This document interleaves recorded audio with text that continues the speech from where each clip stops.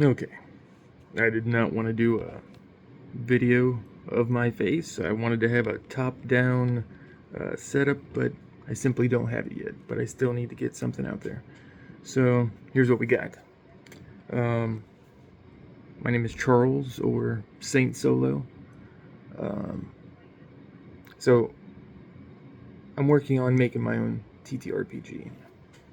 But I want it to be something that is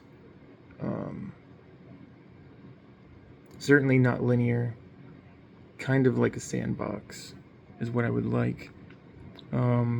Where if you want to do something, you can absolutely do it, as long as you can explain what it is that you're doing. Well, I should start off by saying that the game is like a space exploration, navigating through different planets, encountering alien species, documenting what you find, uh, creating your own colony, you name it. I want it to all be encapsulated within this game. If you can think of it, I want you to be able to do it. And that's how I've tried to make all of my games. Now, that is a daunting task. That's not, you can't just, you gotta know what you're doing. And I'm getting better. I am definitely getting better. It's been a long, long road.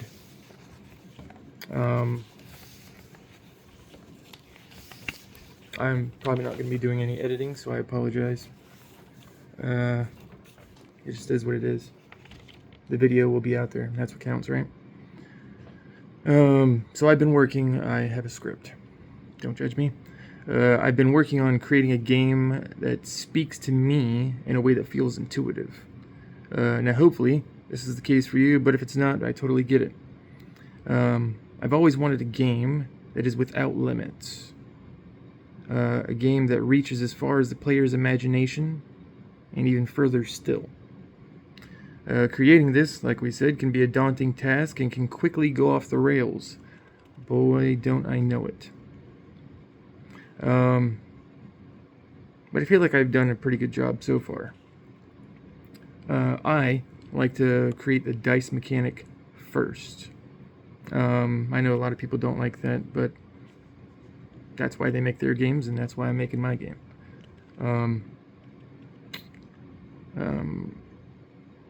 The dice mechanic that I have for this game is not uncommon. I thought I originally created it, but now I'm hearing that other people are using something similar. You have 13 attributes, or skills, whichever you prefer. Things like combat, stealth, focus, presence, persuasion, knowledge, agility, constitution, perception, piloting, diplomacy, and survival. Oh, and science. So 13. And I have it set up to where you have scores that you can place there on each of the attributes. Now you have 5 5s, 3 4s, 3 3s, and 2 2s. You can place them wherever you'd like, but you should probably take into consideration your character's background. Now I have over 98 possible backgrounds that you can have, but you don't have to use those. And they're not fully fleshed out, they're concepts to give you an idea, to push your imagination in a direction. If you're drawing a blank, I feel like it's useful.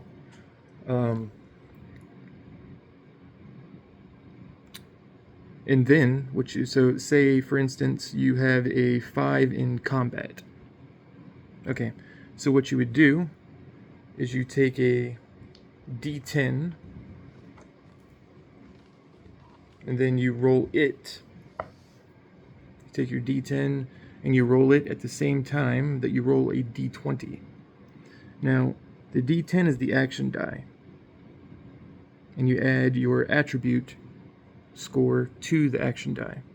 It has to beat the D20. The reason that I'm using a D20 is because it's swingy, and I think that is fantastic. I think that's great.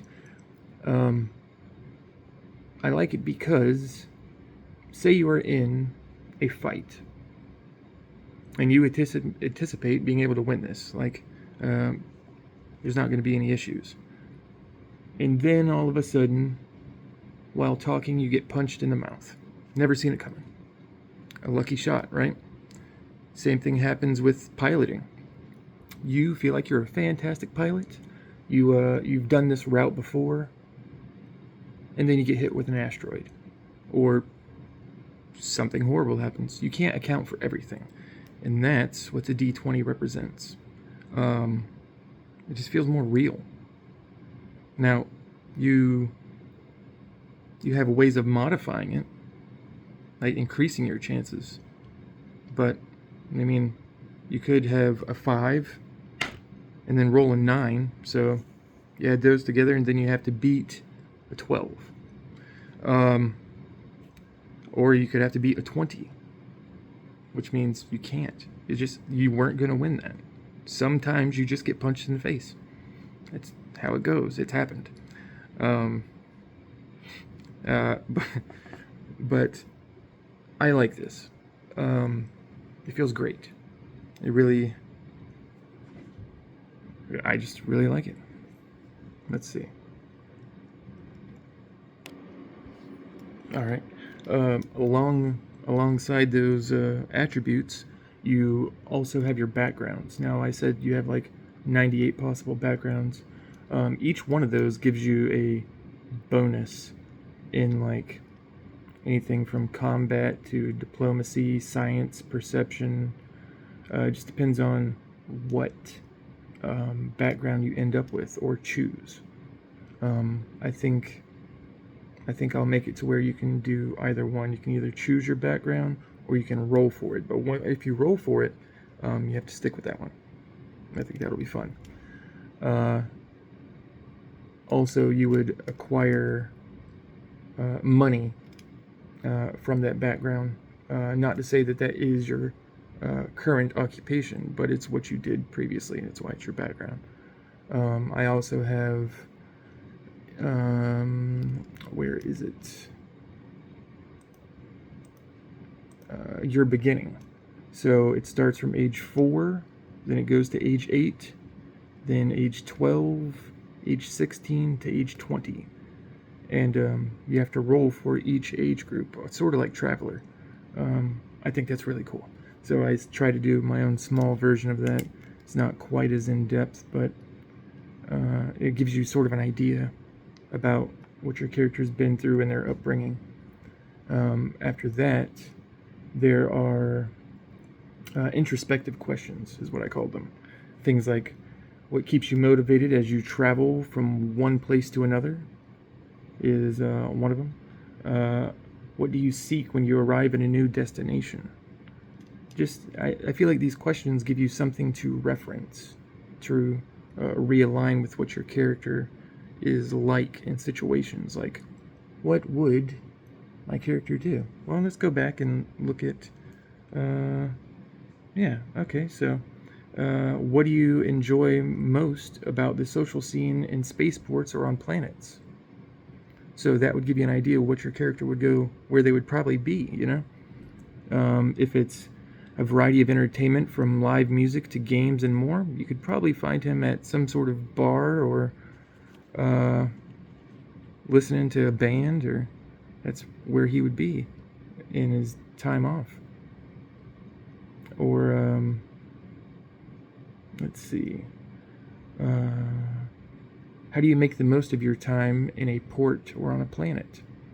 Well, if you chose an exploring every nook and cranny, leaving no stone unturned, you know that they are out there, probably on the outskirts of this port or settlement. I mean, it's something likely that they would do, so I don't know, I just feel like you can reference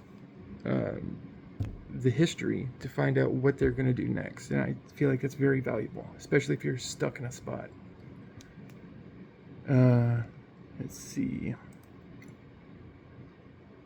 Of course, I have, so you have like the 98 backgrounds. I also have, I think it's 10 generic-esque, like cut and paste sort of backgrounds. Veteran explorer, former soldier, exiled scientist, a smuggler, a reformed pirate, a cybernetic engineer, and each one of these gives a little bit of flavor about it. It gives a type of responses that your character might give, and of course the perks to certain attributes. I also have the company or the business that your character might end up working for. See if I can turn it around and show you. It looks pretty scary. I'm trying to refrain from it. It is not a pretty document by any means, honestly, but it's getting there. I mean, I got a fantastic editor that's working with me on a lot of it. So, of course, you have the different factions. Let's see. You got current personal objectives, factions, pirate groups, scavengers, bounty hunters, prison colony, rules for escaping the prison, commercial companies. So maybe you're floating through space and some of the debris is a can of Solaris. Bangs into your windshield.